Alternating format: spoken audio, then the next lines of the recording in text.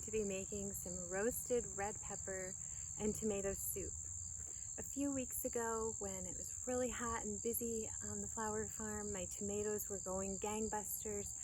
I didn't have time to can them at the time. So I used the trick where you wash your tomatoes and stick them in the freezer whole, which is a great plan. You can pull them out one at a time. The skins peel right off. It's wonderful. Unfortunately, our freezer door got left open last night, and so I've been cooking lots of meat and cleaning out and dealing with the freezer. So I have a lot of tomatoes that are completely thawed. They've remained very cold, so I know they're still okay to use, but I decided it's time to make some tomato soup. So it was chilly here this morning. It's getting a little bit warmer, but I think we'll enjoy some tomato soup for lunch, and then I might be able to freeze whatever I have left over because it's going to make a pretty big pot. Red peppers are my absolute favorite. They're just so sweet and delicious. I love to eat them raw with a veggie platter. They do seem to take a long time to ripen though. Sometimes I get a little impatient, but if you like red peppers, I bet you will like this.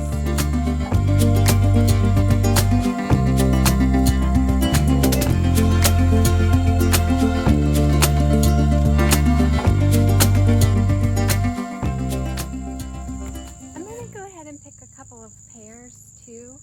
I was thinking of making a salad to go with the soup, and I made a turkey last night for supper, and I thought maybe a pear salad with some turkey for protein. Doesn't that sound good?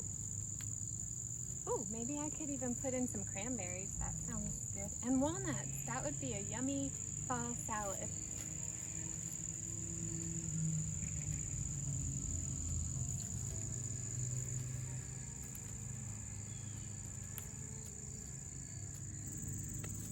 The last thing we're definitely going to need for the soup is some basil. I grew a couple different kinds of basil this summer. I have a lemon basil and a Tulsi or holy basil. But for the soup, I think we just want some standard regular basil. I went ahead and checked my tomato plants. They're pretty much winding down, but I did find one tomato that still looked pretty good. So I'll incorporate that as well. But now that we have everything we need from the garden, let's head inside and we'll go ahead and start our soup. In this recipe, you would normally chop your tomatoes, but since mine are thawed from the freezer, I'm not going to roast them. So I'm chopping all of my red peppers, onions, and garlic, and then drizzling with some olive oil and giving them a sprinkle of salt and pepper before I roast them in the oven.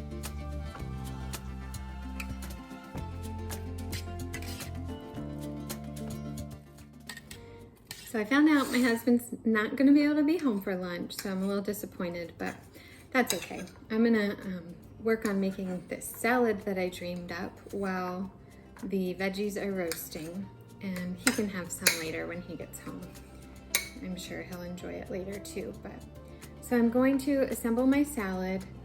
I think everything except the pear, because I don't want that to brown. So I'll wait until it's a little bit closer to time.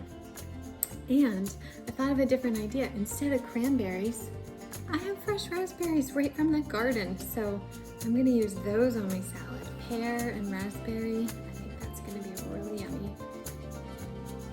I love having fresh fruits and vegetables and herbs to eat. Isn't it just wonderful? I have some feta cheese that was in the fridge. I love feta cheese. I think it just elevates any salad. What do you think? Do you like feta? You either love it or you hate it. So I know it's not everyone's cup of tea, but boy, I really like it. This gives a little, it's just a little sharp, unexpected flavor, I guess. All right, that's looking good. I'm gonna add some walnuts. That was easy. What do you think? Looks pretty so far, doesn't it? All right, I decided that I've got my salad made, and while the vegetables are roasting, I'm gonna go ahead and start with the broth and the tomatoes. typically in this recipe, you would have chopped your tomatoes and roasted them right along with the peppers and onions and garlic. And that's what I would prefer to do, but let me just show you what this mess I have. These are my frozen tomatoes. Look at how much liquid is in there. And it is just a mush, you know, they're just mushy. So there is no roasting these guys, but I'm just gonna try to slip the skins off and get like when I freeze them, I don't even take the stem off completely. So I'm gonna try to get that off.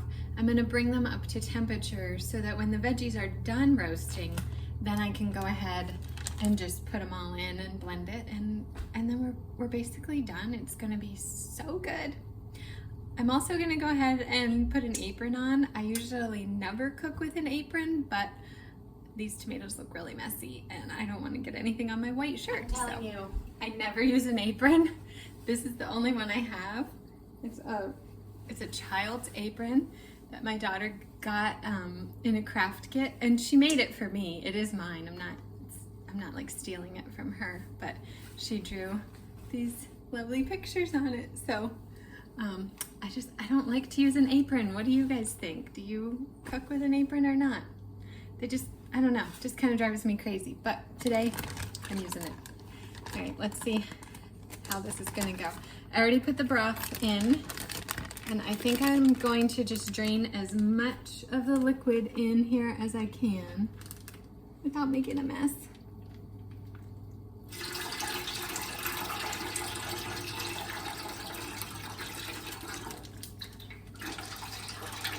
So far, so good.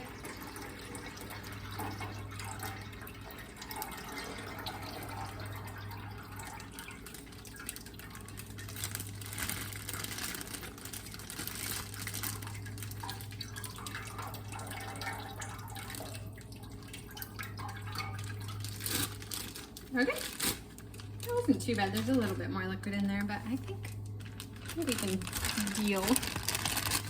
So, oh, where'd my knife go? So one of the great parts about freezing your tomatoes is that when they thaw, this is more salt than I would normally do. But look at this, the skins just come right off. It's incredible. So gone are the days of blanching and burning your fingers and, you know, all of that. I actually think I may have been able to roast some of these. I'm kind of surprised I was. I just assumed they were a mushy mess. Having a little bit of trouble getting the stem part out because it's just so mushy, I can't really cut it. I might have to go to the cutting board. There we go. And had a little bit of it was still kind of green in that area. Okay, this is gonna be a process, so I'm gonna get going on this and we'll check back in. All right, so here's our tomatoes. I got them all done. It was a bit of a chore. But it's not normally like that. And that's in there with the broth, so that's gonna be cooking and getting nice and hot. And let's go ahead and check the veggies. Oh, let me turn the light on. Here we go. Oh my goodness, yes. They smell so good. I'm just gonna give them a quick little flip here, stir them around. I think they need about maybe 5 or 10 more minutes. They look really good. They're pretty soft. Oops. I like them to start, like this one, I like them to start browning a little bit. I almost forgot the thyme. I am so thankful. I'm actually growing thyme in the garden, so I just popped out and got some fresh thyme. The original recipe calls for dried, and if that's all you have, that's fine. It's no worries, but I love being able to use fresh herbs. So I'm gonna throw that in at the pot, or in the pot with the tomatoes. Just took the veggies out. I think they look incredible. Tell me if I'm a weirdo, but I could totally eat that tray of vegetables for supper and be so satisfied. I just love roasted vegetables. So they're gonna make our soup so rich and yummy. Once your veggies are nice and roasted, just go ahead and put them in your pot of broth. And in my case, I have the tomatoes in my pot already. If you have an immersion blender, go ahead and blend it up. If not, you can simply use a regular blender. You might just have to do it in batches, but that works just as well. Oh my goodness, you guys. We created such a beautiful meal together. I'm impressed. I'm not that fancy of a person, but let me show you. Okay, the star of the show. Just look at that. Oh, I put some fresh basil in there and it's already wilting, but you can get the idea there. This soup, oh my goodness, so good. And this salad, like I said, I'm not fancy, but I just went ahead and decided to put the pears in an arrangement there. Doesn't that look lovely? What a beautiful meal. Now for the moment of truth. It's so hot, I know it is.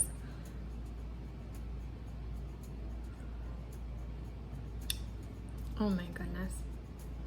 I mean, I knew it would be good because I've made it before, but it's been a while. It's so good. I hope you'll give it a try. Let me know if you have any questions or if you try it and you like it, or maybe you don't. Maybe it's not your thing, but thanks for watching today. We'll get back out in the garden next time. Have a good day. Bye.